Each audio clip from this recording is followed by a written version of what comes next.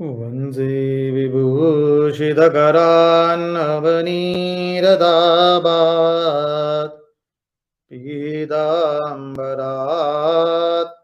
अरुणबिम्बफलादरुष्ठात् पूर्णेन्दुसुन्दरमुखात् अरविन्दनेत्रात् कृष्णात् परं किमपि तत्त्वम् अहं न जाने। कृष्णात् परं किमपि तत्त्वम् अहं न जाने। वृन्दावनेश्वरि तवैव पदारविन्दम् प्रेमामृतैक मकरन्दरसौगपूर्णम् हृदयपदं मधुपते स्मरतापमुग्रम् निरवापयत् परमशीतलमाश्रयामि। निरवापयत् परमशीतलमाश्रयामि। कृष्ण कन्हैया की जय, भक्तवत्सल भगवान की जय, वृंदावन बिहारी लाल की जय, भगवान श्री राम कृष्ण देव की जय। स्वस्ति श्री गणेशाय नमः, श्री सरस्वत्यै नमः, श्री गुरुभ्यो नमः। नारायणं नमस्कृत्य नरं चैव नरोत्तमं देवीं सरस्वतीं व्यास ततो जयमुदीरयेत्। ॐ स्थापकाय च धर्मस्य सर्वधर्मस्वरूपिणे अवतारवरिष्ठाय रामकृष्णाय ते नमः। नारायण नारायण नारायण नारायण। ओम नमो भगवते वासुदेवाय।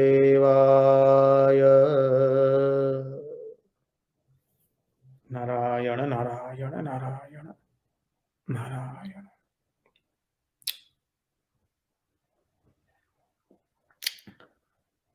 तो आइए हम श्रीमद् भागवत रसामृत के सत्संग में अवगाहन करें।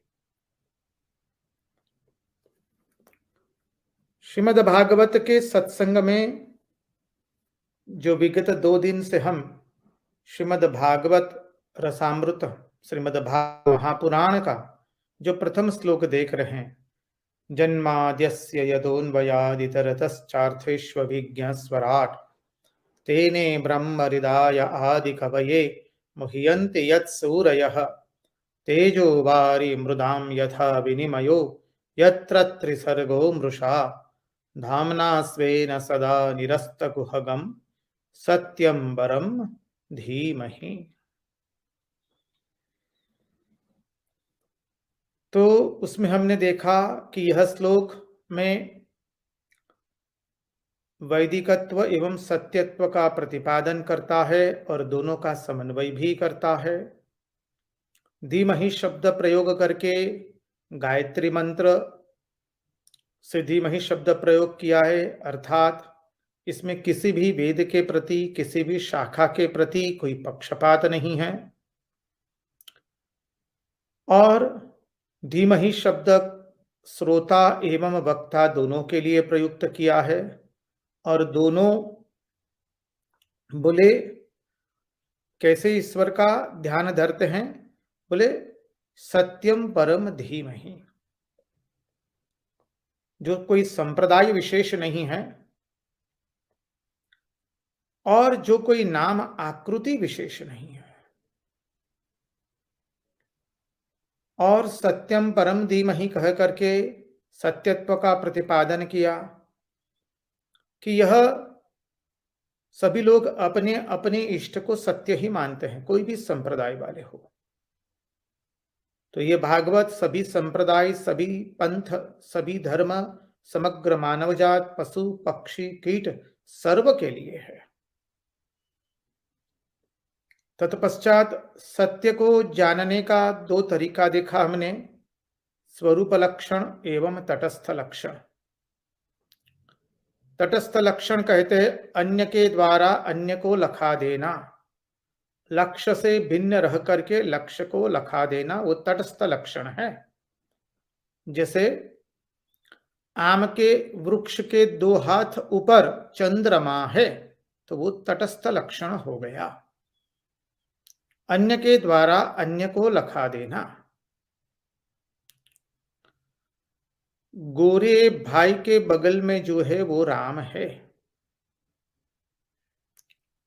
अन्य के द्वारा अन्य को लखाना, लक्ष्य से भिन्न होकर के लक्ष्य को लखा देना, तटस्थ लक्षण। दूसरा देखा स्वरूप लक्षण, तो बोले हंसिए की तरह चंद्रमा है, जो श्याम है वह राम है, ये स्वरूप लक्षण हो गया। जो श्याम है वो राम हो गया। चंद्रमा कैसा है, बोले हंसिए की तरह है। और स्वरूप एवं तटस्थ लक्षण दोनों को एक ही उदाहरण के माध्यम से देखना हो तो हमने कह दिया, आचार्य ने कह दिया, जो वृक्ष दिखाई दे रहा है उसके दो हाथ ऊपर हंसिए की तरह जो है वो है चंद्रमा। वृक्ष की डाली के दो हाथ ऊपर या वृक्ष के दो हाथ ऊपर हंसिए की तरह जो दिख रहा है वो है चंद्रमा। तो वृक्ष के डाली और वृक्ष के दो हाथ ऊपर, वो हो गया तटस्थ लक्षण। हंसिए की तरह जो दिखाई दे रहा है वो चंद्रमा। तो एक ही उदाहरण में तटस्थ लक्षण एवं स्वरूप लक्षण दोनों आ गए। तटस्थ लक्षण से परमात्मा का चिंतन कर रहे थे। मां श्रुति भगवती कहती है तैत्तरीयोपनिषद में, यतो वा इमानि भूतानि जायन्ते न जातानि जीवन्ति यत् प्रयत्न विसंविशन्ति। और वो भी देखा कि ब्रह्मसूत्र जो है उसमें पहला सूत्र आता है अथा तो ब्रह्म जिज्ञासा, और द्वितीय सूत्र है जन्माद्यस्य यतः। ब्रह्मसूत्र का द्वितीय सूत्र भागवत का प्रथम श्लोक बना है, क्योंकि ब्रह्मसूत्र एवं उपनिषद का अध्ययन करने के लिए हमारे में अधिकारी पने की आवश्यकता होती है। शम दम उपरति तितिक्षा श्रद्धा समाधान, ये षट संपत्ति जीवन में जब आती है तब उपनिषद एवं ब्रह्मसूत्र के मर्म को हम समझ पाते हैं, हृदयंगम कर पाते हैं, अन्यथा वो केवल शाब्दिक ज्ञान हो जाता है। लेकिन भागवत में ऐसी बात नहीं है। भागवत में कोई अधिकारी पने की आवश्यकता नहीं है। अरे आप में अधिकार नहीं है, आप कहेंगे हम बहुत पापी है, व्यभिचारी है, सब न करने का सब कुछ किया है। भागवत कहता है कोई चिंता मत करो, भागवत सुनने के लिए तुमको अधिकारी पने की कोई आवश्यकता नहीं है। भागवत सुनने से भागवत तुम्हें अधिकारी पना प्रदान कर देगा, तुमको अधिकारी बना देगा। महात्माओं ने इसलिए कह दिया, अरे अधिकारी बनने से पहले भी भागवत का श्रवण करो, अधिकारी बनने के बाद भी सतत भागवत का स्मरण करो। पिबत भागवतम रसमालयम मुहुरहु रसिका भुवि भावुका। ये भागवत की विशेषता है। ये सब बातें हमने अत्यंत विस्तृत रूप से विगत 2 दिन में देखने का प्रयास किया, उसका संक्षिप्त अभी हमने आपके सामने प्रस्तुत किया। अब यहां पर तीसरी बात है कि यह कैसा है, पहले वो देखिए। बोले यह कैसा है, तो बताया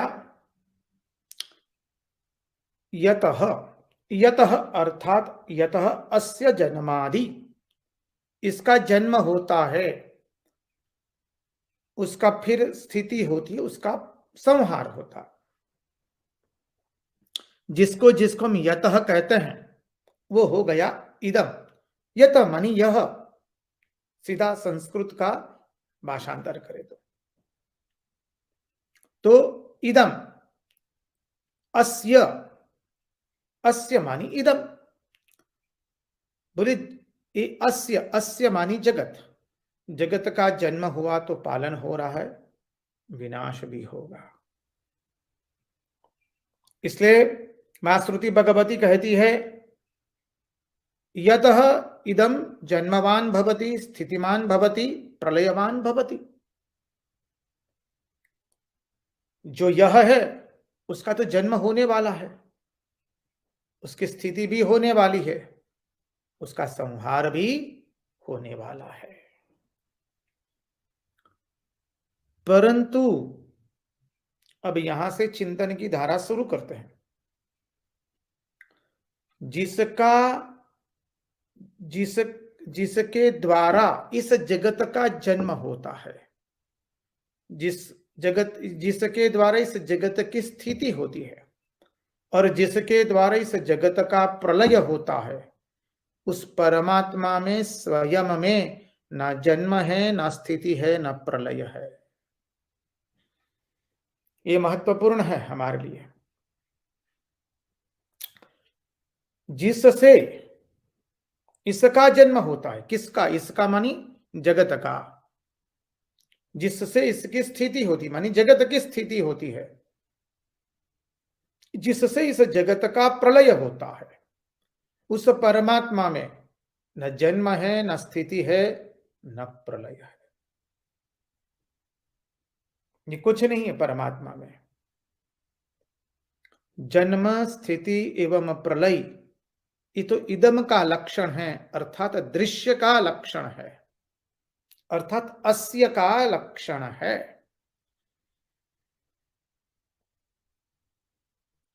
जगत का लक्षण क्या है? उसका जन्म हुआ, इस शरीर का जन्म हुआ, स्थिति हो रही है, बाद में प्रलय हो जाएगा।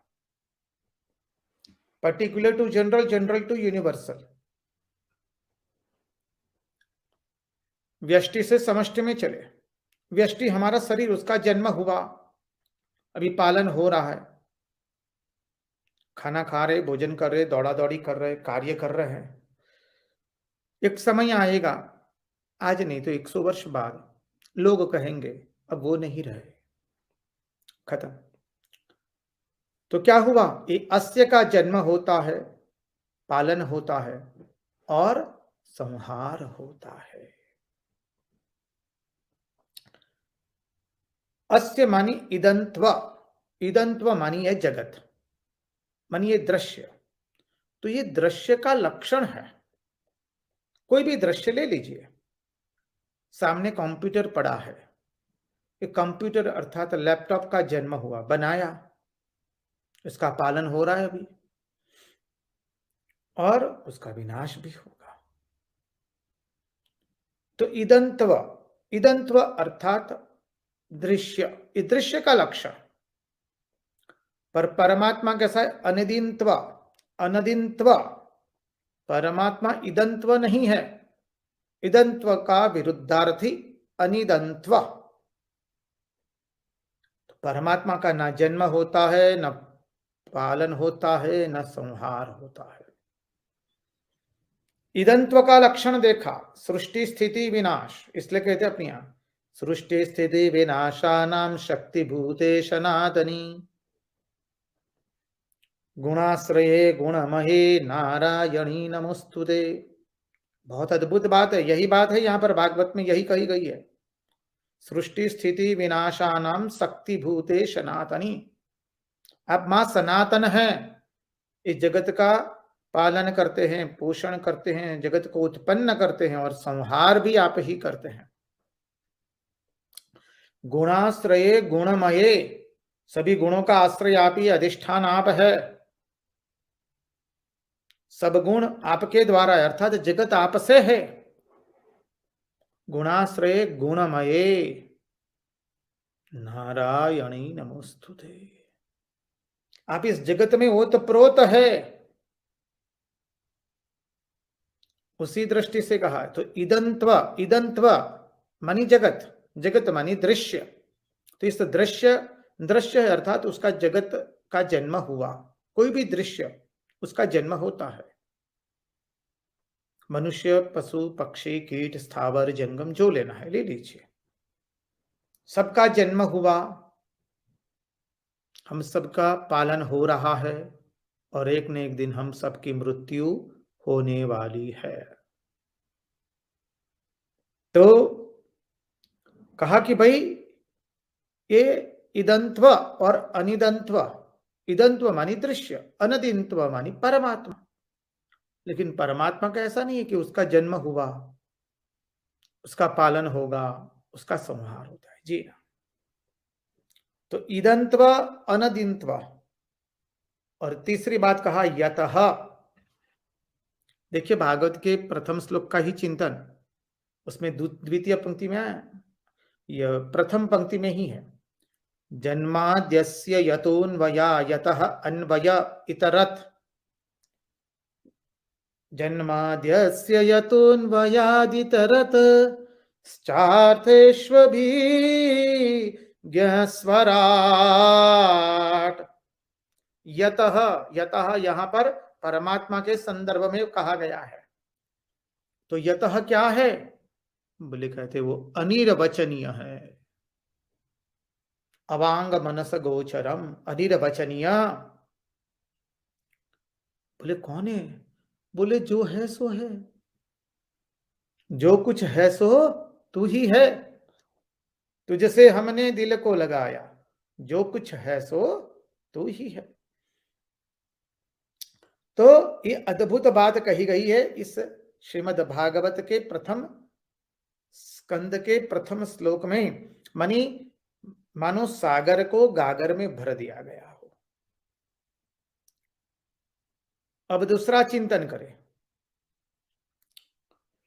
दूसरा चिंतन क्या है कि भाई ये जो जगत का मूल कारण है ये परमात्मा, ये जो मूल कारण है जगत का, वो क्या है? निमित्त कारण है या उपादान कारण है या अभिन्न निमित्तोपादान कारण है? क्या है बताइए। बोले इसकी चर्चा भी यहां पर की गई है। मूल कारण है, उपादान कारण है या अभिन्न निमित्तोपादान कारण है? तो बताते हैं। देखिए मूल कारण अर्थात उपादान कारण, निमित्त कारण और अभिन्न निमित्तोपादान कारण। उपादान कारण मानी जिससे सब कुछ बनता है। उपादान कारण मानी जो कार्य को कभी छोड़ सकता नहीं है, उसको कहते हैं उपादान कारण। निमित्त कारण जो निमित्त बना उसको बनाने में। और तीसरा है अभिन्न निमित्तोपादान कारण।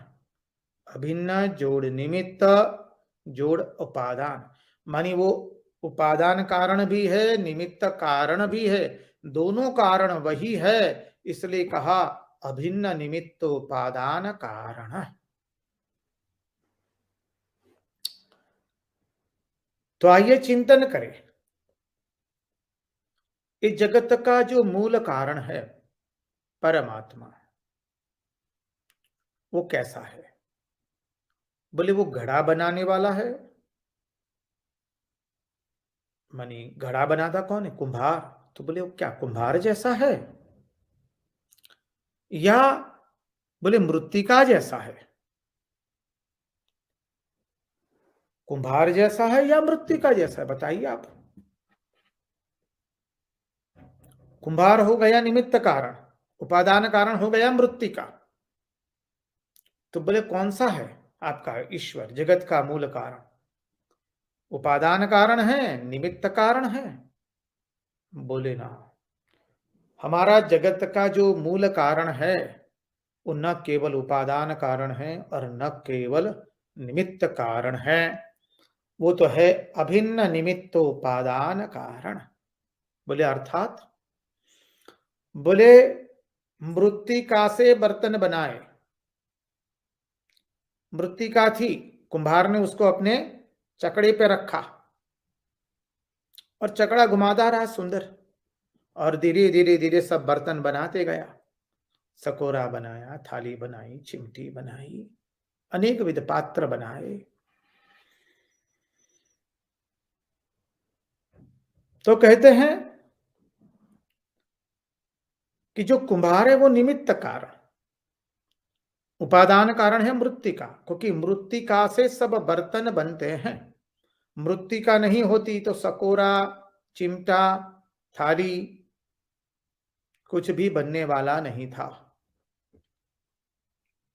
मृत्तिका है इसलिए बने, और यदि मृत्तिका से थाली, चिमटा, सकोरा बना तो मृत्तिका ये बनने के बाद उनसे अलग नहीं है।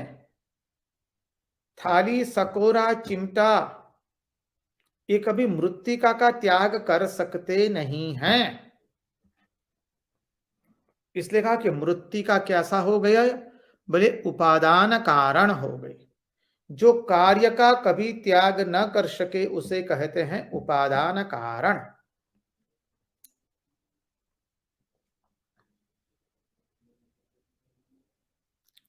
तो ये हो गया उपादान कारण मृत्तिका। कुंभार क्या है, बोले निमित्त कारण। और बना क्या, बोले घड़ा बना, सकोरा बना, थाली बना, गिलास बना, चिमटा बना। तो बोले हमारा ईश्वर जो है वो ना तो केवल कुंभार है न मृत्तिका है। तो बोले क्या है, अरे वो तो कुंभार भी है, मृत्तिका भी है और घड़ा भी वही है, अर्थात बनाने वाला भी वही कुंभार, जो बना वो भी वही। क्या बना, घट, घट बना, थाली बनी, सकोरा बना इत्यादि। और जिससे बनाया गया, बोले मृत्तिका भी वही। ये विशेषता है हमारे वैदिक सनातन धर्म की। थाली भी वही, कुंभार भी वही और मृत्तिका भी वही। इसलिए उसको नाम दिया अभिन्न निमित्तोपादान कारण। जो निमित्त कारण भी है, उपादान कारण भी है, और दोनों से मानी दोनों जो है, निमित्त भी वही, उपादान भी वही, इसलिए नाम दिया अभिन्न निमित्तोपादान कारण। हमारा ईश्वर ऐसा है, जगत को बनाने वाला भी वही, जो जगत बना वो भी वही, और जिस मसाले से उसने जगत बनाया वो भी वही, तीनों वही है।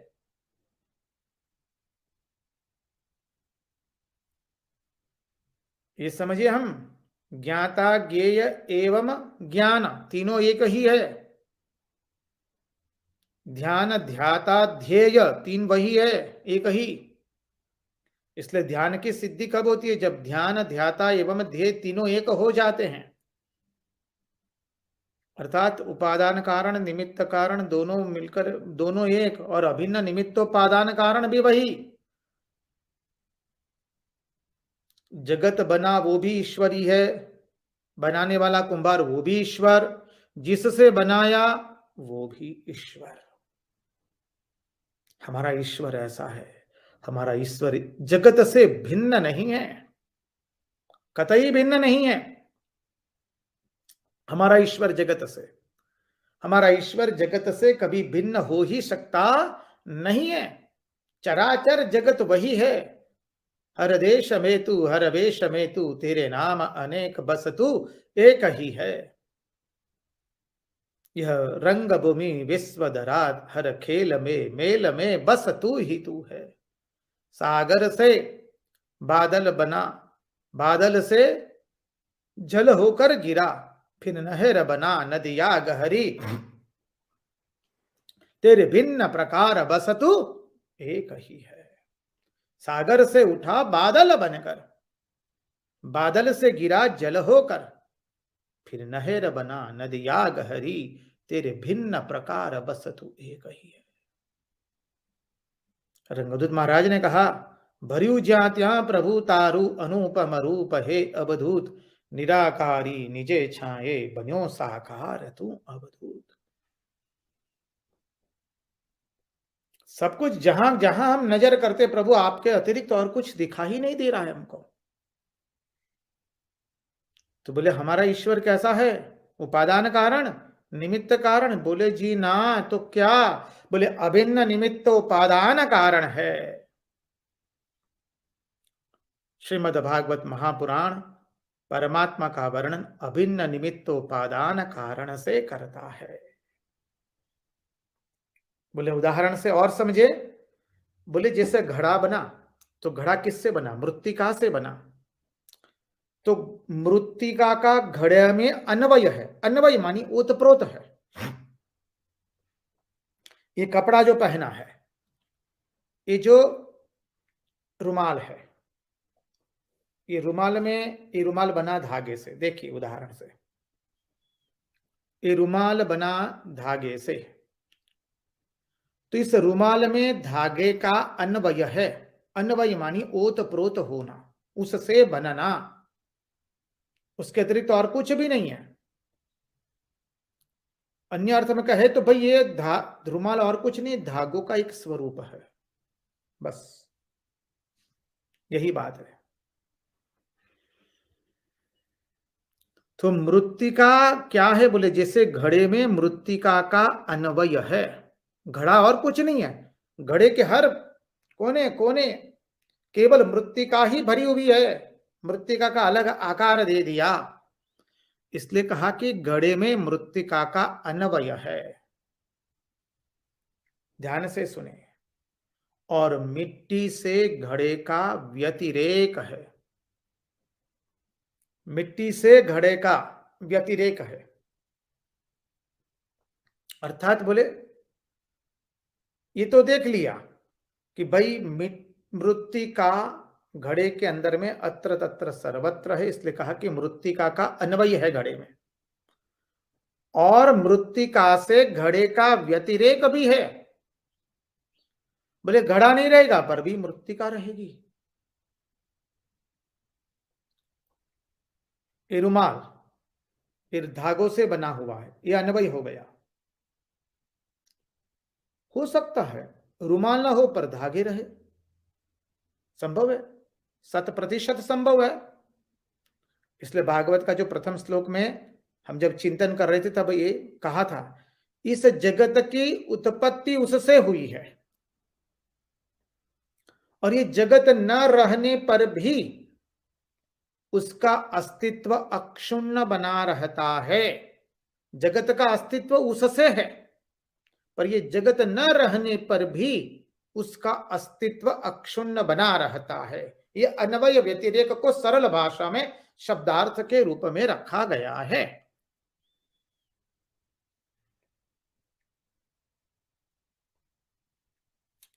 यही सिद्धांत यहां पर आचार्य बता रहे हैं हमको।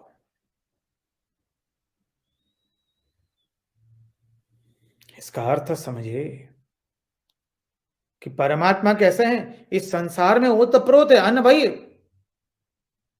और संसार नहीं रहने पर भी परमात्मा का अस्तित्व क्षुण्ण बना रहेगा। जैसे मृत्तिका का घड़े में अन्वय है और मृत्तिका का घड़े से व्यतिरेक है। बस घड़ा नहीं रहने पर भी मृत्तिका रहेगी, तो संसार नहीं रहने पर भी परमात्मा रहेगा। इसके पहले सत भी नहीं था, असत भी नहीं, आकाश भी नहीं, वायु भी नहीं, कुछ भी नहीं था, तब भी यह था।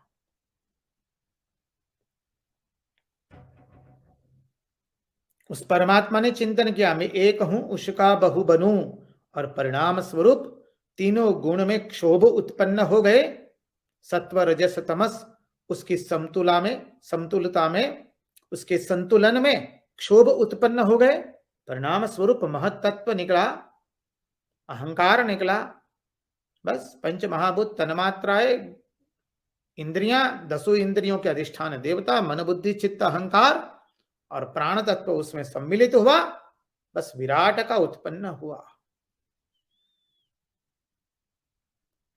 यही दृष्टि है। तो बोले जैसे घड़े में मिट्टी का अन्वय है, वैसे ही परमात्मा का अन्वय है इस जगत में, और मिट्टी से मृत्तिका से घड़े का व्यतिरेक है। वैसे ही जगत से परमात्मा का जगत से व्यतिरेक है, मानी जगत नहीं रहेगा फिर भी परमात्मा रहेंगे। जिस प्रकार कार्य कारण भाव होता है, उसी प्रकार जगत का परमात्मा के साथ कार्य कारण भाव है। कार्य हो गया जगत, कारण है परमात्मा। ना सतो विद्यते भावो ना भावो विद्यते सतः, उभयोरपि दृष्टोन्तः स्त्वनयो तत्त्वदर्शिभिः। भगवद गीता।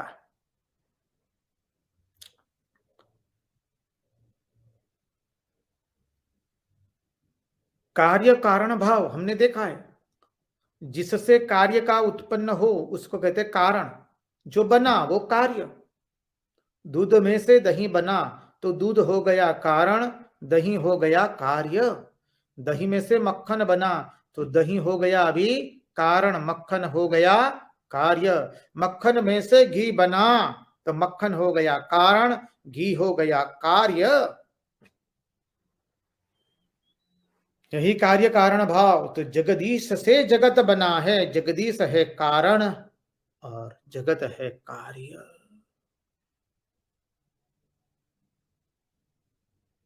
मानव ये अद्भुत सिद्धांत है। अर्थात कहा कि बनने वाला भी वही है और बनाने वाला भी वही है, और कुंभार भी वही है। मिट्टी भी वही, कुंभार भी वही, मृत्तिका भी वही, कुंभार भी वही, वह सब में भरपूर है। स्थावर जंगम सजीव निर्जीव आकार निराकार। इसलिए तो श्री रामकृष्ण देव ने कहा, जब मास्टर महाशय ने कहा कि लोगों को समझा देना चाहिए कि मृत्तिका की प्रतिमा का पूजन नहीं करना चाहिए, तब श्री रामकृष्ण देव क्या कहते हैं, मृत्तिका क्यों रे, चैतन्य। मृत्तिका की प्रतिमा क्यों, मिट्टी की प्रतिमा क्यों, अरे वो तो चैतन्य है, क्योंकि वही चैतन्य अत्र तत्र सर्वत्र भरपूर है, उसके अतिरिक्त और कुछ भी नहीं है। बहुत अद्भुत सिद्धांत बता दिया श्री रामकृष्ण देव ने। देखिए श्री रामकृष्ण देव की वाणी बाहर से अत्यंत सरल लगती है, न समझने के कारण।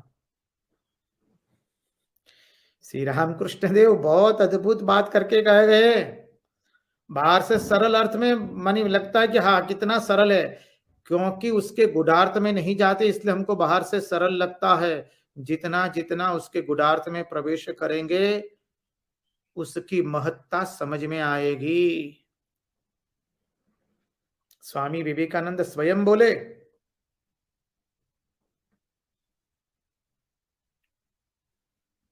तो यह समझने का हम प्रयास करें थोड़ा।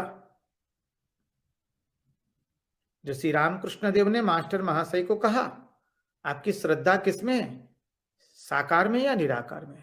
तो मास्टर महाशय कहते हैं, मुझे निराकार पसंद है, अच्छा लगता है। बोले बहुत अच्छा, लेकिन कभी ये मत मानना कि वो निराकारी है केवल, वो साकार भी है, निराकार भी है, और उससे भी परे कुछ है। मास्टर महाशय ने आज तक तो इस सिद्धांत सुना ही नहीं था। अरे बाप रे, जो दूध काला होता है वो सफेद कैसे हो सकता है? बोले, या जो दूध सफेद है वो काला कैसे हो सकता है? जो भी बोलना है। यहां तो कहते कि जो काला है वो सफेद भी है, जो सफेद है वो काला भी, और उससे भी परे कुछ है। तब मास्टर महाशय ने कहा कि तो हमें लोगों को समझा देना चाहिए ना कि मिट्टी की प्रतिमा की पूजा नहीं करनी चाहिए। अरे मिट्टी की प्रतिमा क्यों रे, वो तो चैतन्य है। क्यों? क्योंकि बनने वाला भी वही है, बनाने वाला भी वही है, और जिससे बना है वो भी वही है। अभिन्न निमित्तोपादान कारण।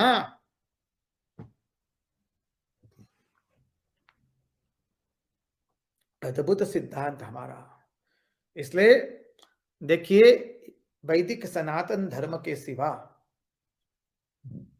हिंदू धर्म के सिवा, ये जो ईसाई और मुसलमान धर्म है, वो भी ईश्वर को अभिन्न निमित्तोपादान कारण के रूप में नहीं मानते हैं। वो कहते ईश्वर कुम्हार है, उन्होंने जगत बना करके बाजार में रख दिया। वो जगत के रूप में ईश्वर को नहीं देखते हैं, जगत को बनाने वाले के रूप में ईश्वर को देखते हैं। ये हमारे वैदिक सनातन धर्म की विशेषता है। भगवान की महती कृपा है हम सब पर, जैसे परम सत्य को समझने के लिए भगवान ने अद्भुत भागवत ग्रंथ की उपलब्धि करवा दी, और वो भी महात्माओं के वचनों के द्वारा। तो उनका हम जूठन खा रहे हैं अभी।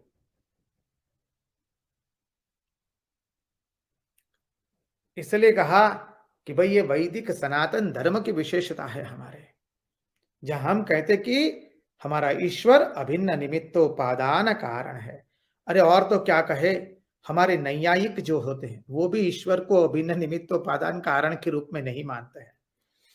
वो कहते हैं कि ईश्वर कुम्हार है, नैयायिक भी।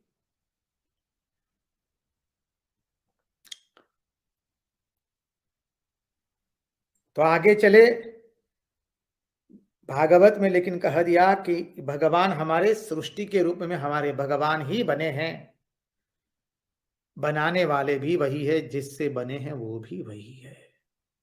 अर्थात भगवान हमारे अभिन्न निमित्तोपादान कारण है। अभी बोले परमात्मा को इस जगत बनाने का प्रयोजन क्या है? बोले वो कैसे बनाते हैं, क्यों बनाते हैं, प्रयोजन क्या है? बहुत सुंदर उत्तर दे रहे हैं। तो बोले इस सृष्टि के निर्माता के रूप में ही नहीं, स्वयं सृष्टि के रूप में निर्मित होने वाले परमेश्वर का वर्णन हमारे इस भागवत के प्रथम श्लोक में किया है। स्वयं परमेश्वर ही जगत बना है। क्यों? क्योंकि बोले उसको प्रयोजन का ज्ञान है। वो परमात्मा कैसा है? Why he has created the world? Because he knows. उसको प्रयोजन का ज्ञान है। अर्थेषु अन्वय, भागवत का प्रथम श्लोक। जन्माद्यस्य यतोऽन्वयादितरतश्चार्थेष्वभिज्ञस्वराट् तेने ब्रह्म हृदय आदि कवये मुह्यन्ति यत्सूरयः तेजो वारी मृदाम यथा विनिमयो यत्र त्रिसर्गो मृषा धाम्ना स्वेन सदा निरस्तकुहकम् सत्यम परम धीमहि। अर्थेषु, बोले परमेश्वर की सत्ता से ही प्रपंच की सत्ता है। प्रपंच की सत्ता कब तक है? परमेश्वर की सत्ता से है। उसकी सत्ता से सब सत्तामान हो रहे हैं, उसकी प्रकाश से सब कुछ प्रकाशित हो रहा है। और प्रपंच के बिना भी परमेश्वर की सत्ता है।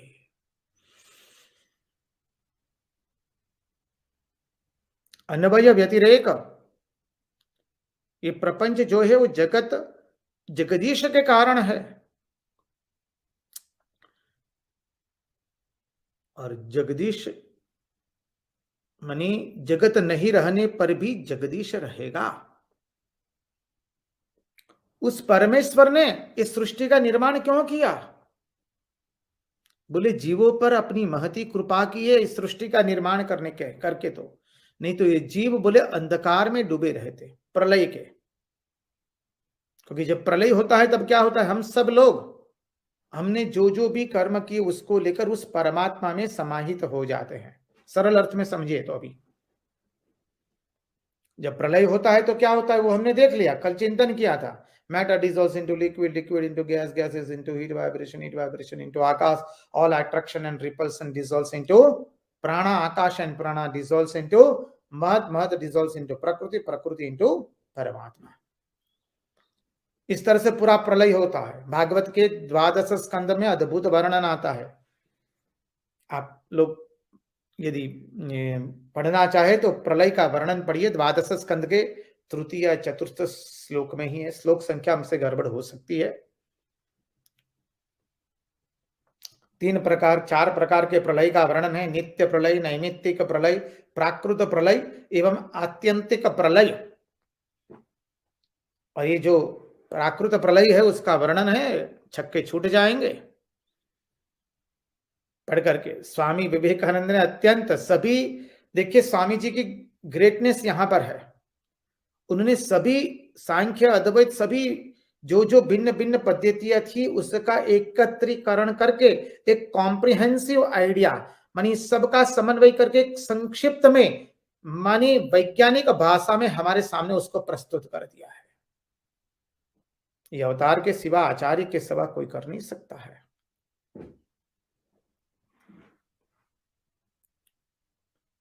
तो बोले परमेश्वर की मूल बात पर आए, परमेश्वर की सत्ता से ही इस जगत की सत्ता है, प्रपंच की सत्ता है। प्रपंच के बिना भी परमेश्वर की सत्ता अक्षुण्ण बनी रहेगी। प्रपंच नहीं होगा पर परमेश्वर रहेंगे। उस परमेश्वर ने सृष्टि की रचना क्यों की? बोले जीवों पर महती कृपा करने के लिए। क्योंकि जब प्रलय होता है तो अभी जो हमने चिंतन किया, हम सब लोग परमात्मा में समा जाएंगे, अपने अपने जो कर्म लेकर गए हैं, जो कर्म कर रहे थे, जो वासनाएं थी हमारी, उसका चिंतन करें।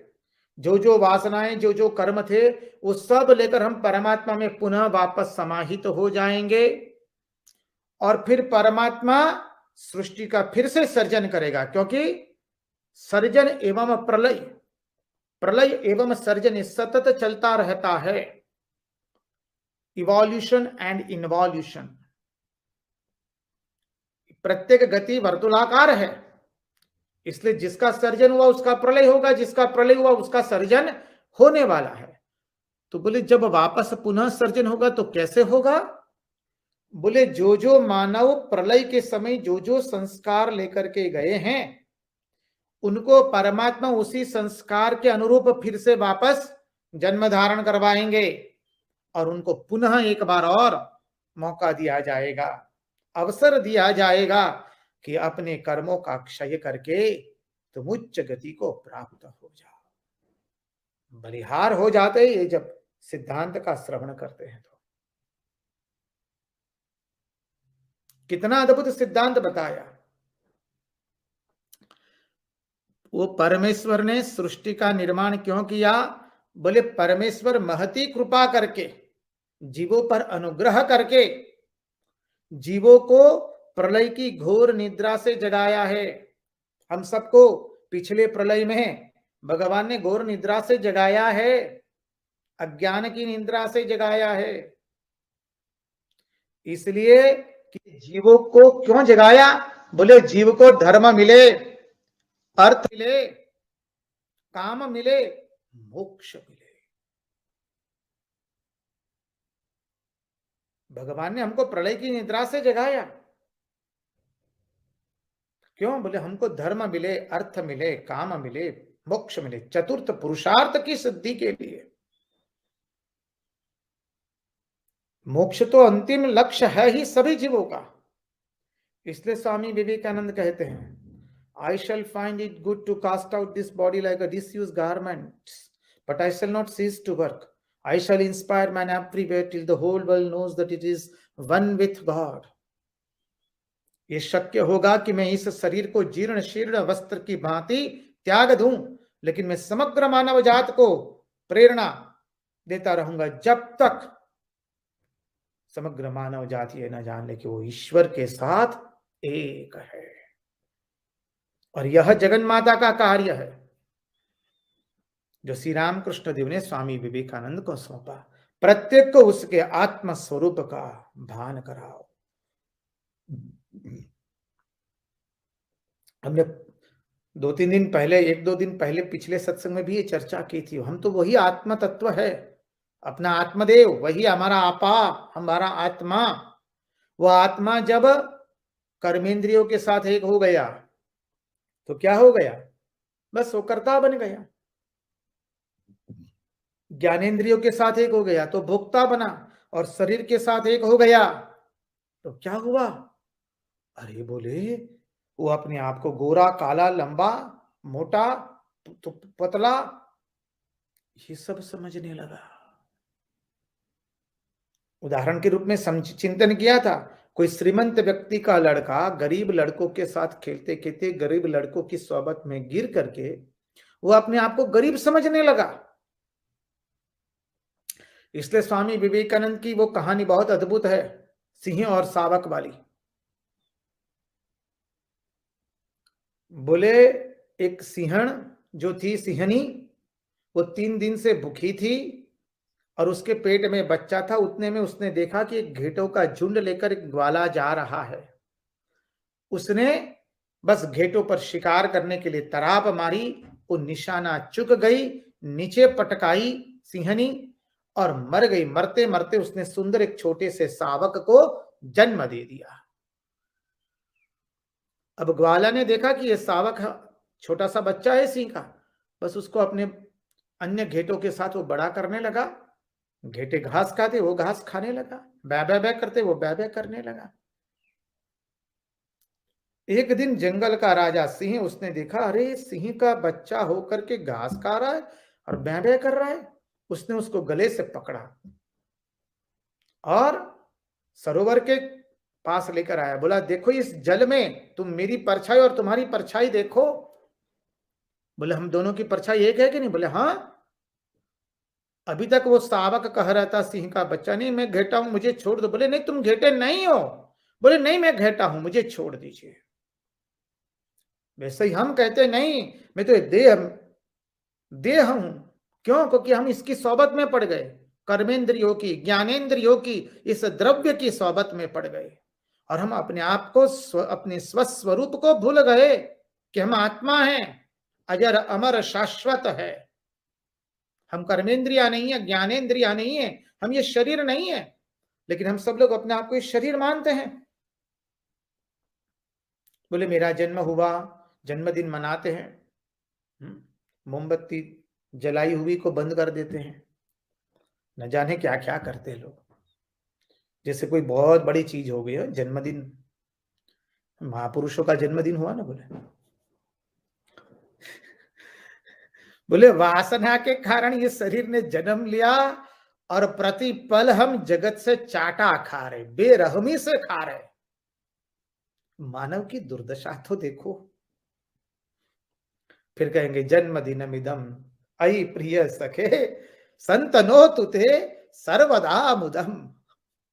अब तो सब अंग्रेजी वाले क्या कहते हैं, हैप्पी बर्थडे टू यू, हरे रामा गोविंदा नारायणा विठ्ठला, रक्षा करो रक्ष माम पाहि माम पाहि माम। अभी इसमें क्या जो है उसका जो मनाने का है, ये तो अज्ञान है कि हमने हमारा जन्म हुआ, अब हमारी मृत्यु होगी। थोड़ा चिंतन करके देखेंगे तो माता पिता का मैल है और उसके ऊपर हम कहते ना ये गोरा है, हमको ये करवाना, न जाने क्या क्या करवाते, ये लगाओ वो लगाओ। वो आपका विषय है, हमारा विषय नहीं है। हम कहते हैं ना भाई, तो बोले इसमें है ही नहीं कुछ, तुम तो हम तो अजर वो अमर, अजर अमर शाश्वत आत्मा है, लेकिन हम ये कर्मेंद्रियों के सौगात में पड़ गए, ज्ञानेंद्रियों की सौगात में पड़ गए और इस द्रव्य की सौगात में पड़ गए तो अपने आप को शरीर मान लिया, कर्मेंद्रियों की सौगात में पड़े तो अपने आप को भोक्ता माना, क्षमा कीजिए कर्मेंद्रियों की सौगात में पड़े तो कर्ता माना और माने ज्ञानेंद्रियों की सौगात में पड़े तो अपने आप को भोक्ता मानना शुरू कर दिया। परिणाम स्वरूप हम भुगत रहे। हम हैं तो वही अजर अमर शाश्वत आत्मा, चिदानंद रूप शिवोहम शिवोहम। न जन्म है हमारा न मृत्यु है, जब जन्म नहीं है तो मृत्यु कहां से होगी। महापुरुष महाराज श्री रामकृष्ण देव के अंतरंग सन्यासी शिष्य वो कहते हैं, उनको पूछा गया महाराज आपकी आयु कितनी होगी? बोले बेटा हमारा जन्म ही नहीं हुआ तो मृत्यु कहां से होगी। अब वो कोई लिप सर्विस नहीं है, it is not a just it is, these words were not spoken by lips only, no not at all, ये केवल मुख से बोले गए शब्द नहीं है, वो उस भाव में मग्न है। भाव नहीं, अनुभूति है पूर्ण रूप से। हमारा जन्म ही नहीं हुआ तो मृत्यु कहां से होने वाली है? फिर धीरे धीरे भाव का संवरण होता है, तब कहते हैं हाँ, इस शरीर की उम्र कुछ होगी, हम शरीर नहीं है। इसलिए महापुरुष महाराज स्वामी शुद्धानंद जी को कहते हैं, सुधीर आजकल क्या पढ़ रहे हो, साधु ब्रह्मचारी को क्या पढ़ा रहे हो? तो उन्होंने कहा महाराज कठोपनिषद पढ़ा जा रहा है। तब महापुरुष महाराज कहते हैं क्या हमारा जीवन पढ़ सकते हो? हमारा जीवन भी तो एक उपनिषद है। परम सत्य को वहां पर एकदम चकासा गया है। हम जो उपनिषद में, भागवत में जो अनुपम सिद्धांत सुन उसका श्रवण कर रहे हैं, वहां पर प्रत्यक्ष जीवनी में देखने को मिल रहा है। इसलिए बोले परमात्मा अनुग्रह करके जीवों को जगाते हैं, उसको धर्म देने के लिए, अर्थ देने के लिए, काम देने के लिए और अंत में मोक्ष देने के लिए। तो भगवान का अनुग्रह है। जैसे मां बोले अपने संतान को उठाने से पहले संतान के लिए भोजन बना के तैयार रख देती है मां, बस भगवान यही करते हैं। जीवों को उठाने से पहले जीवों को कर्म करने के लिए सब साधन सामग्री तैयार करके रख दी है। मां ने थाली रख करके दे दी, लो बेटा खाओ। खाना तो लेकिन हम ही को ही पड़ेगा, और क्या खाएंगे वो हमारे पर निर्भर है, कितना खाएंगे वो हमारे पर निर्भर है। तो बोले ये मां जैसे अपनी संतान को उठाने से पहले संतान के लिए भोजन बना करके तैयार रखते हैं, वैसे ही तो भगवान की महती कृपा है हम सब पर कि हम सब लोगों को अज्ञान रूपी घोर निद्रा से उठाया, प्रलय की घोर निद्रा से उठाया, ताकि हम अपने कर्मों का क्षय करके मोक्ष को प्राप्त करें। ईश्वर परमात्मा और परमेश्वर एक ही है। ईश्वर परमात्मा परमेश्वर जानता है कि जीवों को बिना जगाए, बिना सृष्टि किए जीव मोक्ष को प्राप्त नहीं हो पाएगा, जीवों का कोई प्रयोजन पूर्ण नहीं होगा। भगवान जानते हैं ये। जब तक हम लोगों को जगाएंगे नहीं तो हमारा लक्ष्य जो मोक्ष है वो कैसे प्राप्त होगा? भागवत के 10वें स्कंद के उत्तरार्ध में यह प्रसंग आया है कि भगवान इस सृष्टि का निर्माण मानी प्रलय से क्यों फिर से सर्जन करते हैं? क्योंकि जीवों को अपने कर्मों का क्षय करने का भगवान सुंदर एक अवसर देते हैं, और उसमें मनुष्य जीवन, उसी को नए नए कर्म करने की छूट है। बोले इस दृष्टि से भगवान सृष्टि का निर्माण करते हैं, सृष्टि को बनाते हैं। इसलिए कहा अर्थेष्वभिज्ञः, अर्थेषु अभिज्ञः। इसका अर्थ क्या है कि परमात्मा जड़ नहीं है हमारे, परमात्मा चेतन है। Something comes out from something, जो कल चिंतन किया था। अर्थेषु अभिज्ञः, हमारा परमात्मा चेतन है, उसमें से सारी सृष्टि निकली है, वो कोई जड़ नहीं है। इसलिए भागवत का सत्य जड़ात्मक नहीं है, चेतनात्मक है। इसलिए कहा वैदिकत्व एवं चैतनत्व का समन्वय प्रतिपादन करता है एवं समन्वय भी करता है।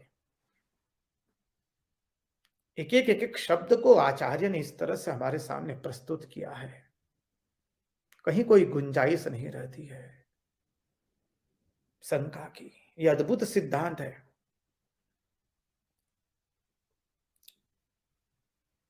तो मूल बात पर आए कि हमारा जो ईश्वर है वो जड़ात्मक नहीं है, वो चेतनात्मक है। कोई कोई मानी देखिए, अभी देखे कि कोई कोई जो धर्म है, जैसे कल चिंतन किया था बौद्ध धर्म, क्या कहते हैं? बोले वो चेतन नहीं, वो जड़ है। इसलिए उन्होंने कहा कि शून्य शून्य। हम जिसे आत्मा कहते हैं वो लोग शून्य कहते हैं। हमारे आत्मा कहने पर उन्होंने विरोध जताया कि ये शब्द जो था नहीं वो आप लाए कहां से?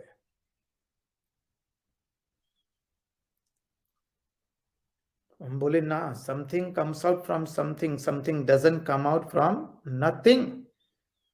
स्वामी विवेकानंद ने इतना अद्भुत वैज्ञानिक भाषा में वो भगवद पाद के तर्कों को संक्षिप्त रूप में रख दिया है हम लोगों के समझने के लिए। इसलिए कहा कि भाई अर्थेषु अभिज्ञ, हमारा परमेश्वर जड़ नहीं चेतन है। परमेश्वर को इस बात का अभिज्ञान है कि पूर्व पूर्व में किसने कैसे कैसे कर्म किए थे, इसलिए परिणाम स्वरूप उनको कैसे कैसे जन्म देना है। अभिज्ञ ज्ञान स्वरूप है, अभिज्ञ है, इसलिए फिर कहा स्वराट सच्चिदानंद रूपाय, सतचित एवं आनंद स्वरूप, ज्ञान स्वरूप है, आनंद स्वरूप है। अभिज्ञान अर्थात पहचान। देखिए दो सिद्धांत है। पहले देखी हुई चीज को हम जब देख लेते हैं तो हम पहचानते हैं। हाँ, मान लीजिए हमने आपको 20-25 साल 30 साल पूर्व देखा है और 30 साल के बाद हम लोग मिल रहे हैं, तो हम कहेंगे हाँ, हम आपको पहचान गए, आप वही है जिनके साथ हमने विद्यालय में दिन बिताए थे। बोले हाँ, आप हमारे शिक्षक थे, हम आपके विद्यार्थी थे। देखिए, तो पहले से देखी हुई चीज को पहचाना जाता है, और जिसका पहले देखा नहीं है कभी उसको क्या किया जाता है? जाना जाता है। तो ईश्वर को जानने का नहीं, हमें ईश्वर को तो हमें पहचाना है, क्योंकि पहले देखी हुई चीज को पहचाना जाता है। इसलिए अर्थेषु अभिज्ञ, यदि हम कहें कि हम ईश्वर को पहचान गए, हाँ तो ठीक है, ईश्वर अभिज्ञ है, पहचान गए। आप कौन हैं? बोले आप कौन है? आप वही है। वही कौन? वही सच्चिदानंद जो घट घट में निवासित है।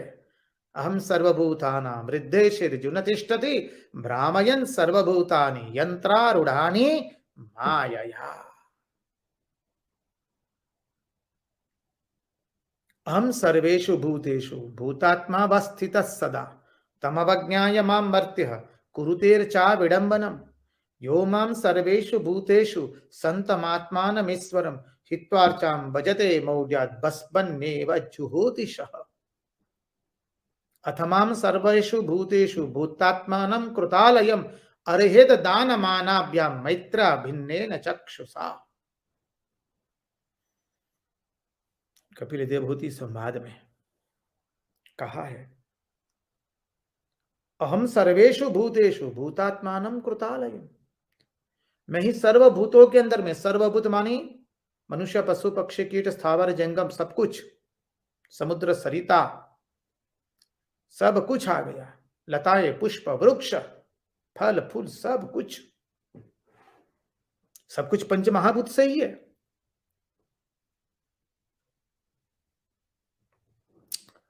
अहम सर्वेषु भूतेषु भूतात्मानं व्यवस्थितः सदा, मैं सभी भूतों के शरीरों को मेरा मंदिर बनाकर मैं उसमें निवासित कर रहा हूं। अथमाम सर्वेषु भूतेषु संतमात्मानम् ईश्वरम् हित्वार्चां भजते मौढ्यात् भस्मन्नेव जुहोति सः। और कहा अहम सर्वेषु भूतेषु भूतात्मावस्थितः सदा तमवज्ञाय मां मर्त्यः कुरुतेर्चा विडंबनम्।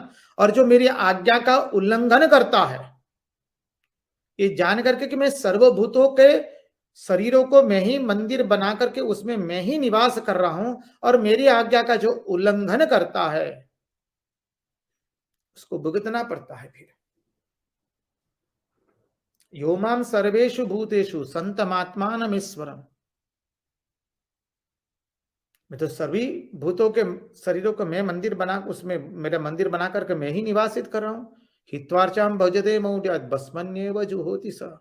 और उसकी पूजा ना करके, जो मैं सर्वभूतों में हूं उसकी पूजा न करके, जो केवल मूर्ति और मानी धातु से बनी हुई या पत्थर से बनी हुई उसी में ही मुझको जो देखते हैं, वो क्या करते हैं? अरे वो तो जैसे राख के अंदर में हवन कर रहे हैं, मानी आहुति दे रहे हैं। अब एक बार राख हो गई, जहां पर राख कब होती है? अग्नि शांत हो जाती है तब।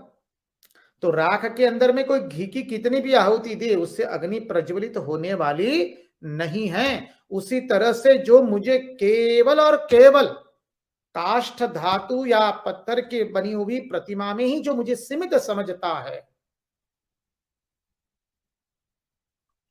उसकी पूजा ऐसी है। इत्वार्चा भजते मूढ़यात् भस्मन्नेव जुहोति सः। यहां पर भगवान यही कह रहे, अर्थेषु अर्थेष्वभिज्ञः अर्थेषु अभिज्ञः। अभिज्ञ अर्थात जो चीज पहले देखी हुई है बाद में देखने से पहचानी जाती है, और जो देखी नहीं हुई है उसको जाना जाता है। तो यदि कहे कि हम पहचान गए इस ईश्वर को, तो बोले ठीक है। अर्थेषु अभिज्ञः, यह सर्वदा सत्य है। ईश्वर जीव नहीं स्वराट है, अभिज्ञ है। अभिज्ञ मानी सर्वज्ञ, सर्वज्ञ मानी ज्ञान स्वरूप। जो ज्ञान स्वरूप होगा वो कैसा होगा? स्वराट। जन्माद्यस्य यतोऽन्वयादितरतश्चार्थेष्वभिज्ञ स्वराट। अर्थेषु अभिज्ञ स्वराट, प्रथम पंक्ति का अंतिम शब्द। स्वराट मानी सत्य, स्वयं प्रकाश। अर्थेषु अभिज्ञा, जो ज्ञान स्वरूप है वो स्वयं प्रकाश भी है। इसलिए कहा, यदि कहो अभी यहां पर बहुत सुंदर तत्वार्थ आ रहा है। बोले ये ईश्वर कैसा है? बोले वो जीव नहीं है, वो तो स्वराट है, स्वतंत्र है।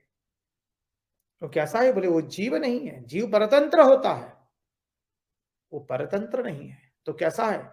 बोले स्वराट है, स्वयं प्रकाश है, सृष्टि को बनाने वाला है, पालन करने वाला है और संहार करने वाला है।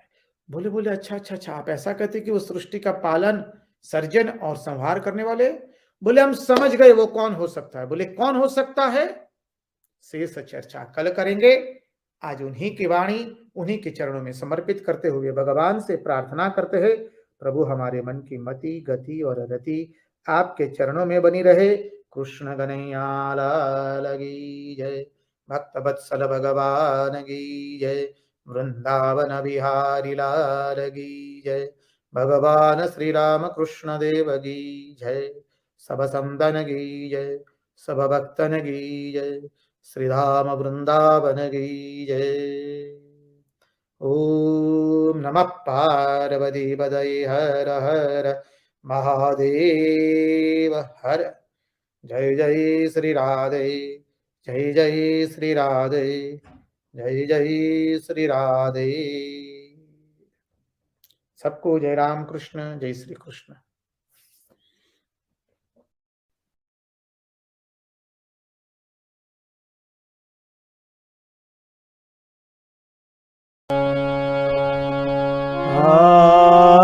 चंडाला प्रतिहतरयो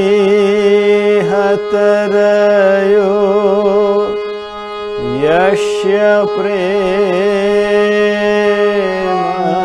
प्रवाहो लोकातीतो यहनजहो लोककल्याण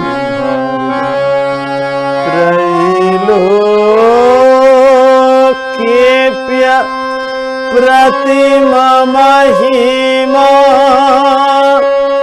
जानकी प्राण बंधु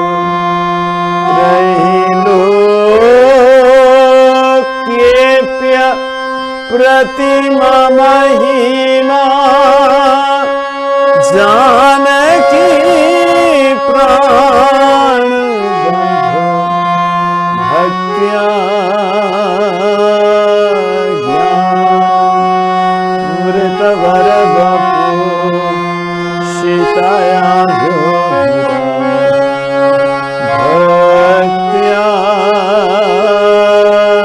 ज्ञानामृतवर वपु सीताया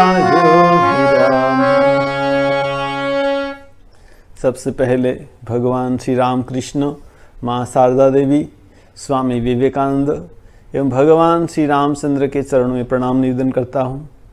यहाँ के बड़े महाराज परम पूजनीय श्रीमद स्वामी निखिलेश्वर जी महाराज, यहाँ के सन्यासी ब्रह्मचारी और आप सभी के चरणों में प्रणाम निवेदन करता हूँ, क्योंकि आपके सभी के हृदय में भगवान श्री रामचंद्र और माँ सीता विराजमान है।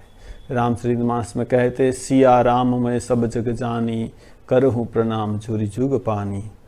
पहले हम सब मिलकर राम सिया राम संकीर्तन करेंगे। आप सभी से अनुरोध है, आप सभी लोग मेरे साथ संकीर्तन करें।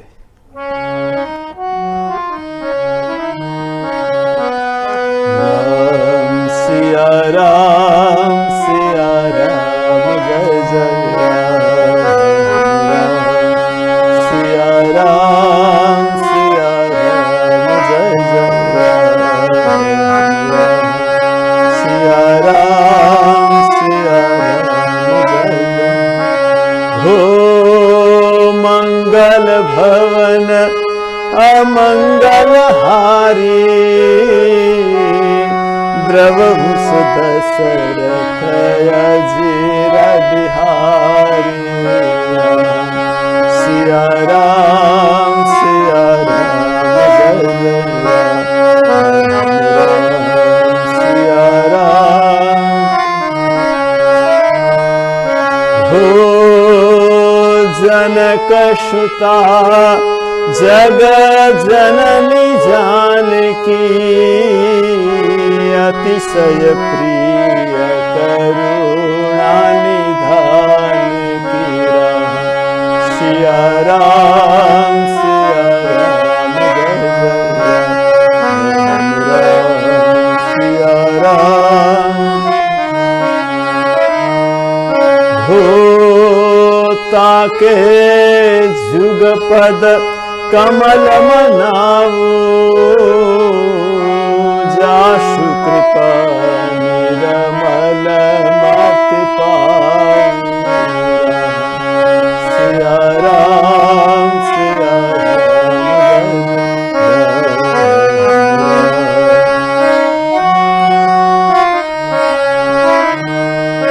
हो रघुकुल रीति सदा चली आई, प्राण जाए पर बचन जाए। सिया राम जय जय राम, सिया राम। हो जय जय जय हनुमान गोसाई, कृपा कर गुरुदेव की नाई। सिया राम जय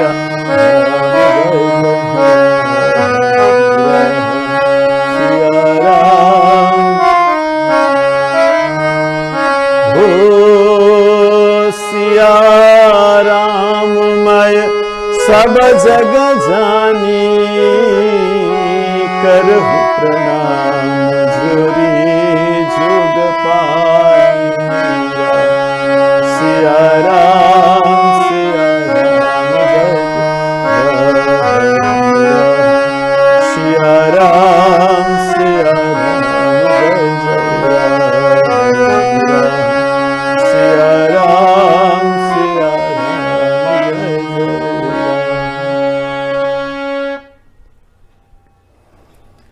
मेरा परम सौभाग्य है कि यहाँ मुझे रामचरितमानस करने का मौका मिला है।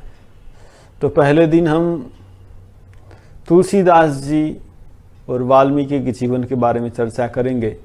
हम सभी को पता है कि वाल्मीकि ने संस्कृत में रामायण की रचना की और तुलसीदास जी ने हिंदी में रामचरितमानस की रचना की। यहाँ कहते हैं भक्तमाल ग्रंथ में कि कली कलमश निस्तार हेतु वाल्मीकि तुलसी भयो। कहते कि वाल्मीकि फिर तुलसी के रूप में आए। तो हम देखते हैं रामचरितमानस में लिखते हैं कि ये जो तुलसीदास जी लिखते हैं, उल्टा नाम जपा जग जाना वाल्मीकि भय ब्रह्म समाना। वाल्मीकि ने उल्टा नाम जपा था, मरा मरा मरा। हम सबको पता है कि वाल्मीकि पहले डाकू थे, उनका नाम रत्नाकर था। वो जंगल में से जो लोग पसार होते थे सबको मार डालते थे, वो सब लूट लेते थे। तो एक दिन नारद मुनि उस जंगल से पसार हो गए, तो रत्नाकर ने उसको पकड़ा। नारद मुनि के पास कुछ नहीं था, सिर्फ वीणा थी। नारद मुनि ने उसको पूछा कि तुम जो इतने लोगों की हत्या कर रहे हो, इतने लोगों को मार रहे हो, क्यों मार रहे हो? तो रत्नाकर ने कहा कि देखिए, मेरे घर में मेरे माता पिता है, मेरी पत्नी है, मेरे बच्चे हैं, सबका तो भरण पोषण करना है, इसलिए तो कुछ तो करना पड़ेगा।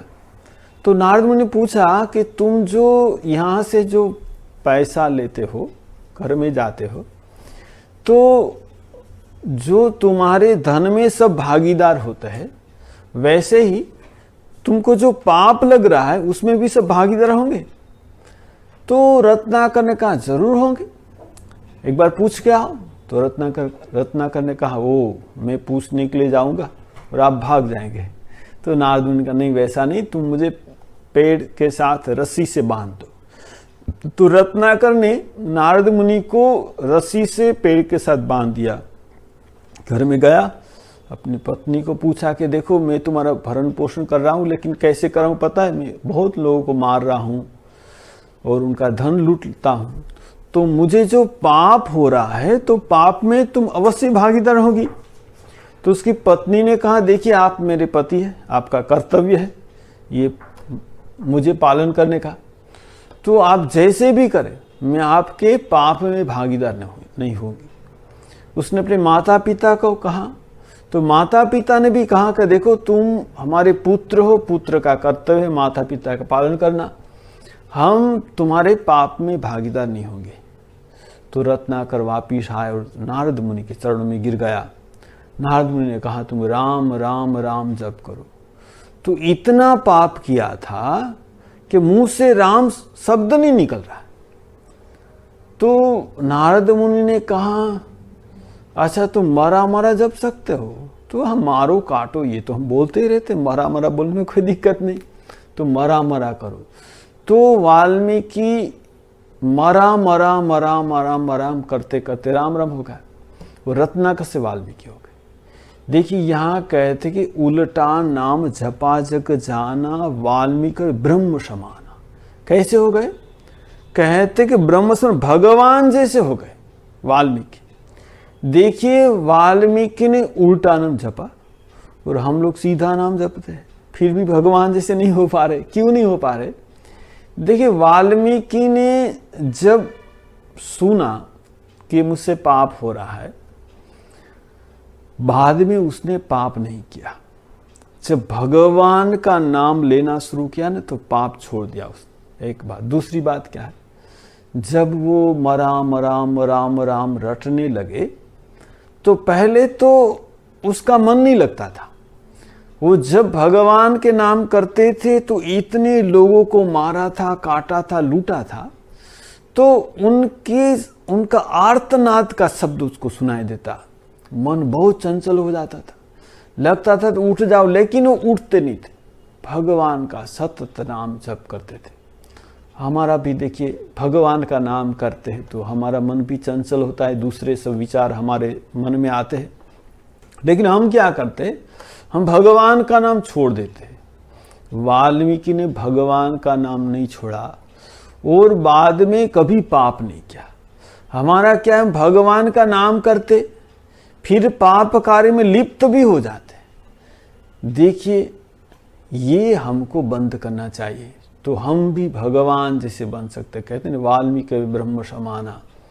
यहाँ वाल्मीकि जीवन से हमें यही प्रेरणा मिलती है कि हमको भी भगवान का नाम रटना है, जितना भी मन चंचल हो। हम सोचते मन चंचल है, देखिए मन तो चंचल रहेगा ही, और भगवान के नाम इतनी शक्ति है। श्री राम कृष्ण देव कहते हैं कि कोई एक बार भी भगवान का नाम करेगा, उनका देहो मन प्राण पवित्र हो जाएगा। देखिए भगवान श्री राम कृष्ण के पास महिला आई और कहा कि किसी ने बहुत बुरा कर्म किया है, उनके लिए कोई उपाय है? श्री राम कृष्ण देव ने कहा जरूर है। क्या उपाय है? तो जो भगवान का नाम करो और अब बुरा काम मत करो। देखिए, एक बार कोई भगवान का नाम करता है उसका देह मन प्राण पवित्र हो जाता है। और श्री राम कृष्ण देव भी कहते थे मृत्यु समय कोई भगवान का नाम करेगा मुक्त हो जाएगा। गीता में भी कहते अंत काले च मामेव स्मरण मुक्त्वा कलेवर। देखिए, मृत्यु समय क्या होता है? जब कोई भगवान का नाम करता है, श्री राम कृष्ण देव कहते हैं कि हाथीशाला में किसी हाथी को स्नान करने के बाद जो घुसा दिया जाए तो हाथी फिर कादव शरीर में नहीं लगा पाएगा। वैसे ही मृत्यु समय कोई जो भगवान का नाम कर लेगा तो क्या होगा? वो पवित्र होगा और पाप करने का उसको अवसर नहीं मिलता है, इसीलिए वो मुक्त हो जाता है। तो हम भी ऐसा सोच सकते हैं कि मृत्यु समय भगवान का नाम कर लेंगे। ये सुबह शाम भगवान का नाम करो है। कभी मन चंचल होता है, इधर उधर भटकता है, लेकिन बात क्या है? मृत्यु के समय भगवान का नाम लेने के लिए हमको पहले से अभ्यास करना चाहिए। स्वामी भूतेश्वर जी महाराज एक छोटी सी बात बताते थे। एक बुढ़ा था, मरने वाला ही था, तो उनके जो लड़के उसने कहा बाबा राम नाम करो। तो बुढ़ा ने कहा इतना बड़ा नाम मुझसे नहीं होगा करके मर गया। देखिए, दो नाम, राम नाम करने से, दो अक्षर करने से तो उसका भाव बेड़ा पार हो जाता है, लेकिन उसने कभी भगवान का नाम नहीं किया, इसीलिए वो राम शब्द बोल नहीं सका। तो देखिए, यहाँ कहते हैं कि भगवान का नाम इतना पवित्र है, करने से सब पाप से मुक्त हो जाते हैं।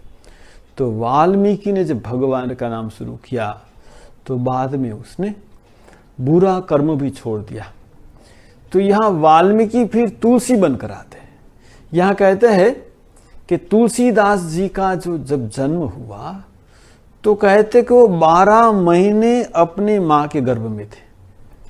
तो 12 महीने के बाद निकले तो वो 5 साल के लड़के जैसे बड़े थे।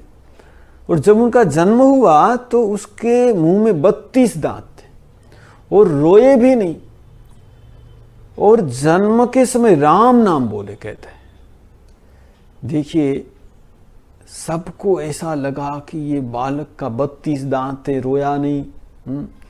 तो ज्योतिष ने कहा कि अनिष्ट होने की संभावना। जब माँ को पता चल गया, उनकी माँ हुलसी थी, उसने क्या किया, उनकी एक दासी थी चुनिया, उसने अपने बालक को दे दिया और कुछ पैसा दे दिया, तुम भाग जाओ इसको लेकर, क्योंकि उसका अनिष्ट हो सकता है। और उस रात ही उनकी माँ मर गई। चुनिया बालक को लेकर अपने गांव चली गई। अब चुनिया उसको बड़ा करने लगी। अब 5 साल हुआ तो 5 साल के बाद चुनिया भी मर गई। अब तो बालक अनाथ हो गया, घर घर भिक्षा मांगता है। कहते कि तुलसीदास जी बाद में लिखते हैं कि जो बंदर लोग को चना दिया जाता था, वो चना नहीं खाते, फेंक देते थे, वो चना तुलसीदास खाते थे। उनको सब राम बोला कहते थे, क्योंकि जन्म के समय राम बोले थे। अब तो अनाथ हो गए, घर घर भिक्षा मांग रहे। तो कहते भगवान शिव जी की प्रेरणा से माँ पार्वती आई, ब्राह्मणी का रूप लेकर उसको खिलाने लगी और खिलाकर बड़ा करने लगी। और बाद में कहते भगवान शिव ने नरहरियानंद जी को प्रेरणा की कि तुम इस बालक को संभालो। नरहरियानंद जी आए और ये राम बोला को ले गए और कहे अयोध्या में जाकर उसका यज्ञोपवीत संस्कार किया। और जब यज्ञोपवीत संस्कार हुआ तो बिना बताए उसने गायत्री मंत्र का उच्चारण किया। बाद में उसको काशी में ले गए। काशी में सब वेद शास्त्र का अध्ययन किया, बहुत बड़े पंडित हो गए। और बाद में फिर वो अपने जन्मभूमि पर लौटे। जन्म पर लौटे तो देखा पिताजी का देहांत हो गया, उसका श्राद्ध किया। और उसने अपने गुरुजी से राम कथा सुनी थी, वो राम कथा कहने लगे। और कहते कि वहाँ उनका विवाह हुआ। जो उनकी पत्नी थी रत्नावली, बहुत सुंदर थी और कहते पतिव्रता थी, पति की बहुत सेवा करती थी। और तुलसीदास जी अपनी पत्नी में इतने आसक्त हो गए, कहते कि पत्नी के सिवा रह नहीं सकते थे। कभी उसको अपने मई के जाने नहीं देते थे, अपने माता पिता के पास जाने नहीं देते थे। तो कहते एक बार तुलसीदास जी बाहर गए थे तो उनका भाई आया लेने के लिए कि चलो तुम। तो उसकी पत्नी ने कहा नहीं, मैं जाऊंगी तो मेरे पति नाराज हो जाएंगे। अरे चलो ना, 2 दिन के बाद वापिस आ जाओगी। ऐसा कहकर उसको ले गए। और जब तुलसीदास जी घर में वापिस आए तो पत्नी नहीं है। उसका मन बहुत अशांत हो गया। और उस समय क्या बारिश, बहुत बारिश आ रही थी। और कहते कि जो पत्नी का जो गांव था वो नदी के उस पार था। नदी में बाढ़ आ गई। और कहते कोई नदी के उस पार जाने के लिए कोई नाविक तैयार नहीं। कहते तुलसीदास जी तैरते तैरते गए उस पानी में, नदी में बाढ़ है फिर भी। और कहते कि बीच में उसको कुछ लकड़ी जैसा कुछ मिल गया, उसको पकड़कर वो नदी पार करने लगे। उस पार जाकर देखा वो लकड़ी नहीं थी, वो एक कोई मनुष्य का शव था, मरा हुआ मनुष्य की लाश थी। फिर वो गए अपनी पत्नी के घर, तो वहाँ देखा कि इतनी बारिश आ रही है, कोई उनकी बात सुन ही नहीं रहा है, दरवाज़ा बंद है अंदर से, क्या करे। बहुत चिल्लाए, किसी ने नहीं सुना। उसने देखा कि दीवार पर कोई रस्सी टंगी हुई है। वो रस्सी पकड़कर दीवार के उस पार चले गए। वो रस्सी नहीं थी, वो सांप था।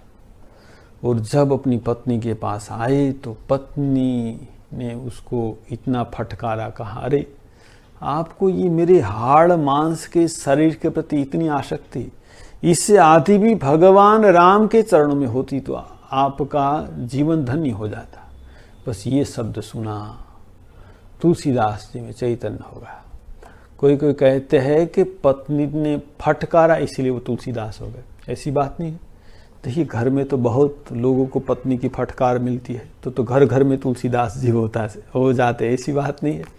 तुलसीदास जी में अच्छे संस्कार थे, चैतन्य हो गया, वो वहाँ छोड़कर चले गए, बस संसार का त्याग कर दिया। फिर वो काशी गए और कहते काशी में रोज गंगा में स्नान करते थे और एक पेड़ के नीचे वो रोज गंगा जल डालते थे, राम राम राम करते करते। कहते को पेड़ में भूत रहता था, ये गंगा जल के स्पर्श से उसकी भूत योनि से मुक्ति होने वाली थी। तो मुक्ति होने से पहले उसने तुलसीदास जी को दर्शन दिया और कहा कि देखिए मैं भूत हूं और आपके गंगा जल के स्पर्श से मेरी मुक्ति हो जाएगी, तो मैं आपको कुछ देना चाहता हूं, आप मांग लीजिए कुछ, मैं तो भूत हूं ना, कहां से कुछ ले आऊंगा। तो तुलसीदास ने कहा मुझे तो कुछ नहीं चाहिए, बस मांग लीजिए ना। तो तुलसीदास ने कहा मुझे भगवान श्री राम का दर्शन चाहिए, तो मुझे भगवान का दर्शन करा दो। भूत ने कहा मैं तो भूत हूं, भगवान का दर्शन नहीं करा सकता आपको, तो फिर मुझे कुछ नहीं चाहिए। तो भूत ने कहा कि मैं आपको भगवान का दर्शन नहीं करा सकता, लेकिन भगवान दर्शन का उपाय बता सकता हूं। तो तुलसीदास ने बताओ। भाई देखिए यहाँ राम कथा होती है, वहाँ हनुमान जी रोज आते, एक बूढ़े के रूप में आते, उसको कुष्ठ रोगी है, सबसे पहले आते, वो सबसे अंत में वो लाठी लेकर चले जाते। वो और को नहीं, वो हनुमान जी है। क्योंकि हनुमान जी कहाँ रहते हमको पता है, भूत प्रेत भूत पिशाच निकट नहीं आवे, महावीर जब नाम सुनावे। तो कहाँ कि ये हनुमान जी का हमको पता, हम वहाँ नहीं जाते। तो तुलसीदास ने कहा ठीक है। तो कहते कि तुलसीदास जी ने कुछ दिन देखा कि एक कुष्ठ रोगी बूढ़ा सबसे पहले आता है, अंत में लाठी लेकर चला जाता है। एक दिन पकड़ लिया, चरण पकड़ लिया तुलसीदास कि मुझे भगवान राम का दर्शन करा दो। तो पहले तो हनुमान अरे भाई मैं बुढ़ा लोग, मुझे छोड़ दे, ऐसा कहा, लेकिन तुलसीदास ने छोड़ा नहीं। तब हनुमान जी ने कहा आप चित्रकूट जाइए, आपको चित्रकूट में भगवान श्री राम का दर्शन होगा। तुलसीदास जी चित्रकूट में चले गए और कहते वहाँ तपस्या करने लगे। एक दिन देखा कुटिया के बाहर 2 घोड़े सवार, एक श्याम वर्ण और एक गौर वर्ण, 2 घोड़े सवार आए। उसने देखा लेकिन भगवान को पहचान नहीं पाए। वो लोग आए, वो चले गए। तुलसीदास जी को लगा कि मुझे भगवान का दर्शन नहीं हुआ। फिर वो काशी में आए, फिर हनुमान जी को पकड़ा। हनुमान जी ने कहा कि भगवान तो आए थे, भगवान तो आए थे, तुम पहचान नहीं पाए। तो तुलसीदास जी ने कहा देखिए भगवान को दर्शन दिलाना, पहचानना, दोनों काम आपको ही करना है। आप मुझे भगवान राम का दर्शन करवा दीजिए। हनुमान जी कहा ठीक है, ऐसा ही होगा, तुम फिर चित्रकूट जाओ। तो फिर चित्रकूट चले गए तुलसीदास जी, वहाँ भगवान राम का नाम करने लगे। तो एक दिन तुलसीदास जी चंदन घिस रहे थे, एक छोटा सा बालक आया श्याम वर्ण का और कहा बाबा मुझे चंदन दो। तुलसीदास जी ने कहा मैं तुमको चंदन नहीं दूंगी, ये तो पूजा के लिए चंदन है। अरे बाबा दो ना। नहीं दूंगा। तो हनुमान जी ने सोचा कि अभी भी ये तुलसीदास जी पहचान नहीं पा रहे, और भगवान श्री राम ने वो चंदन लेकर अपने कपाल में तिलक किया। तो यहाँ कहते हैं कि हनुमान जी ने तोता पक्षी का रूप लिया। आप जो चित्रकूट में जाएंगे एक मंदिर है, तो हनुमान जी का जो मुख है वो तोता पक्षी का है। तो हनुमान जी ने तोता पक्षी का रूप लेकर दोहा बोला। क्या दोहा बोला? हनुमान जी ने कहा चित्रकूट के घाट पर भई संतन की भीड़, तुलसीदास चंदन घसे तिलक करे रघुवीर। चित्रकूट के घाट पर भई संतन की भीड़, तुलसीदास चंदन घसे तिलक करे रघुवीर। हनुमान जी ने कहा चित्रकूट के घाट पर भई संतन की भीड़, तुलसीदास चंदन घसे तिलक करे रघुवीर। स्वयं भगवान राम तिलक करे। तब तुलसीदास जी भगवान को पहचान के चरण में गिर पड़े, लेकिन थोड़ी देर के बाद भगवान अदृश्य हो गए। उनकी विरह व्यथा और भी बढ़ गई। वो चाहते थे भगवान का नित्य दर्शन हो, और बाद में तुलसीदास जी को नित्य दर्शन होने लगा। तुलसीदास जी काशी गए और कहते उसने पहले संस्कृत में रामचरितमानस लिखना शुरू किया। तो कहते वो जब संस्कृत में लिखते थे, दूसरे दिन देखते थे कि वो सब जो लिखा है सब गायब होगा। तो 2-3 दिन ऐसा हुआ। बाद में भगवान शंकर जी का दर्शन हुआ। भगवान शंकर जी ने कहा कि देखो ये जो तुम लिखते हो ना, मैं ही गायब कर देता हूँ। तुम हिंदी में लोक भाषा में रामायण की रचना करो। तो तुलसीदास जी ने फिर हिंदी में रामचरितमानस की रचना की, और कहते काशी में आकर उसने फिर वो कथा करना शुरू किया। तो बहुत लोग उनकी कथा सुनने के लिए आते थे, लेकिन वहाँ जो पंडित थे ना वो सब गुस्से हो गए। अरे किसी ग्रंथ का पाठ क्या ये साधारण भाषा में होता है? संस्कृत में होता है, और तुम साधारण भाषा में ये ग्रंथ का पाठ करते हो। तो बहुत विरोध किया। तो उसने कहा कि तुमको परीक्षा देनी पड़ेगी। क्या परीक्षा? तो कहते कि विश्वनाथ के मंदिर में सब ग्रंथ रखे गए, और तुलसीदास की रामचरितमानस सबसे नीचे रखी गई, और विश्वनाथ मंदिर का दरवाजा बंद किया गया। और दूसरे दिन जब खुला गया तो देखा गया कि वो तुलसीदास जी की रामचरितमानस सबसे ऊपर है, और मंदिर से सत्यम शिवम सुंदरम ऐसा आवाज आया। फिर भी विद्वान लोग मानने के लिए तैयार नहीं थे। जो भी हो, तुलसीदास जी फिर आए, वहाँ गंगा के 80 घाट में रहने लगे। तो कहते कि जो पंडित थे, विद्वान थे, उन लोगों ने क्या किया, चोर को कहा कि तुम ये तुलसीदास जी की रामचरितमानस चोरी करके ले आओ। तो चोर ने कहा कोई बात नहीं, ये तो बहुत सहज काम है हमारे लिए चोरी करना। और ये चोरों ने देखा कि तुलसीदास जी कुटिया के बाहर ही सोते, तो और भी बड़ा सरल काम हो गया। तुलसीदास सो गए। अब उसने सोचा सो जाने के बाद हम वो रामचरितमानस चुरा लेंगे, लेकिन तुलसीदास सो गए तो देखा कि 2 राजकुमार वो लोग रक्षा कर रहे, हाथ में तीर धनुष, एक श्याम वर्ण गौरवर्ण भगवान राम लक्ष्मण टहल रहे वहाँ कुटिया के पास। तो चोर तो डर गए। उसने सोचा कि ठीक है इधर उधर जाएंगे तो हम चोरी कर लेंगे, लेकिन देखा कि पूरी रात ये भगवान राम और लक्ष्मण टहलते रहे। सुबह हो गई, अब तो चोरी करना संभव नहीं। उठ गए तुलसीदास, लेकिन भगवान राम लक्ष्मण का जो चोरों ने दर्शन किया, उसको इतना अच्छा लगा ना, दिन में उसको लगा कि एक बार फिर दर्शन करके आए। तो वो तुलसीदास जी के पास आए और कहा कि देखिए, हम रात में आए थे, एक बहुत बुरी सोच लेकर आए थे। हमने सोचा था कि आपकी जो रामचरितमानस चोरी कर लेंगे, लेकिन देखा दो ऐसे द्वारपाल है, रक्षा कर रहे हैं, और हाथ में तीर धनुष्य है, वो कहाँ गए? हम फिर उनका दर्शन करना चाहते। तुलसीदास जी ने कहा, अरे मैंने तो कोई द्वारपाल रखा नहीं। नहीं, हमने देखा पूरी रात ये आपका जो कुटिया की रक्षा कर रहे। तुलसीदास जी चोरों के चरण में गिर गए कि देखो, तुमको भगवान दर्शन होगा। ये और कोई नहीं, राम लक्ष्मण थे। तो फिर चोर तो चले गए। अब तुलसीदास जी की रामचरितमानस जो पढ़ते थे, बहुत लोग सुनने आते थे, और विद्वान लोग बहुत ईर्ष्या करते थे। अब दूसरा प्रसंग हम फिर चर्चा करेंगे। अभी हम सब मिलकर भगवान श्री राम का संकीर्तन करेंगे। आप सभी से अनुरोध है, आप सभी लोग मेरे साथ संकीर्तन करें।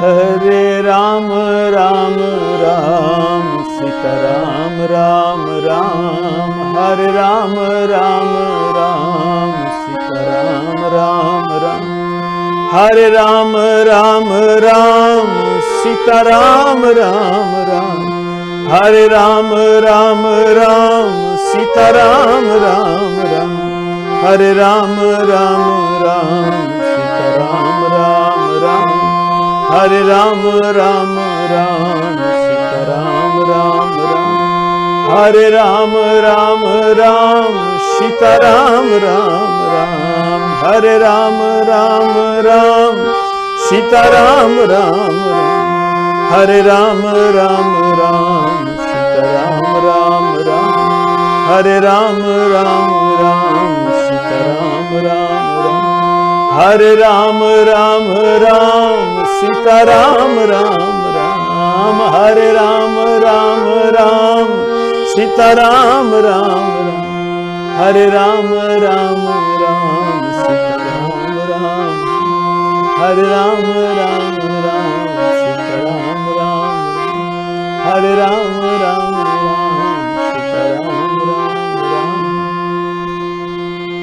बोलो सियावर रामचंद्र जी की जय, पवन सुत हनुमान की जय, उमापति महादेव की जय, शारदावर राम कृष्ण की जय। बोलो भाई सब संतन की जय, बोलो भाई सब भक्तन की जय। ओम नमः पार्वती पतये, हर हर महादेव हर।